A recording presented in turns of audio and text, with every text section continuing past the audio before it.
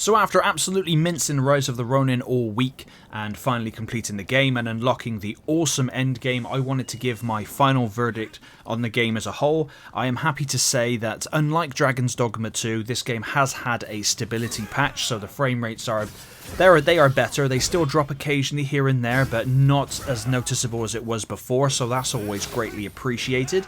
And I have to say that as the story played out, I had a really great time with Rise of the Ronin.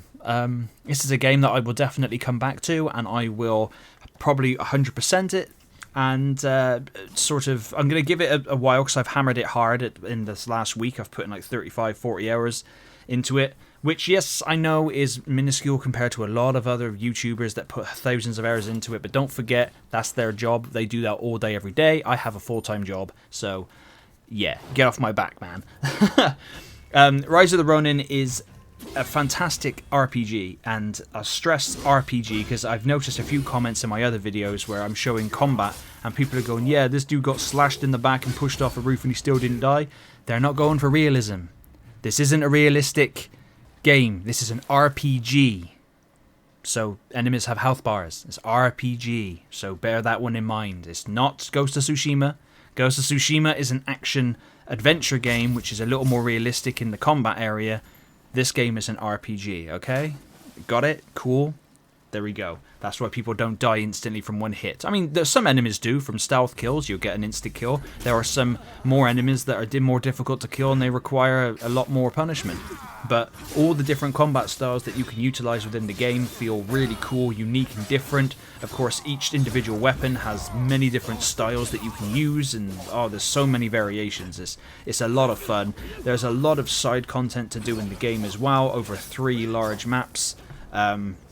When you complete the game, I won't waste too much time, I don't want to spoil it for anybody, but you unlock a substantial amount when you complete the game. You unlock harder difficulty, you unlock the ability to play to replay missions at a harder difficulty to get masterwork armor. You unlock other different types of events in the open world that you can do.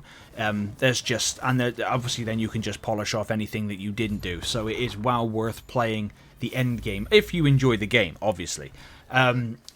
The story was just really well done. So obviously the game depends on the choices you make depending on the story. Certain characters that I didn't want to die did die in my playthrough, which I was quite upset about that. I quite liked them. I thought they were cool characters, and I made some choices at the end of the game, which some I regret and some I don't.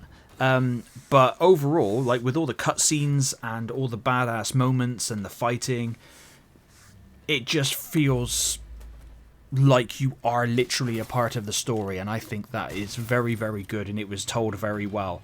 Yes, there is obviously a small comparison to be made between Rise of the Ronin and Ghost of Tsushima, apart from the fact they're 2 different types of games. Both open world, however, Ghost of Tsushima is, like I said earlier, it's an action-adventure game. This game is an RPG, so they're the same yet different. I like them both. I think Ghost of Tsushima has a slight edge because it is a beautiful game, and I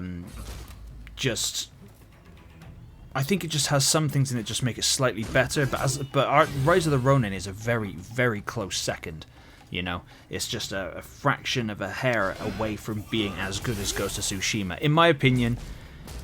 If they can just release another stability patch to get those frame rates locked on Rise of the Ronin, I think Rise of the Ronin will be a solid 9 out of 10. If the graphics were up on par with more modern released games, get the words out, right? If this game ran the way it should and looked a bit more modern in terms of graphics, this game would be 10 out of 10. As it stands now, I give it an 8. It drops 2 points for its frame rates that still do drop here and there, even though it has had a patch.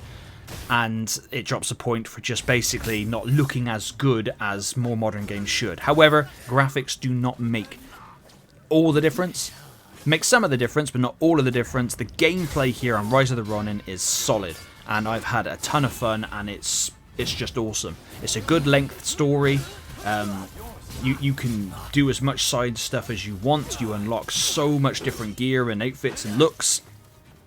There's loads of different Bond missions you can do to forge stronger relationships with different characters, etc, etc. There's loads of stuff that you can find and collect and do.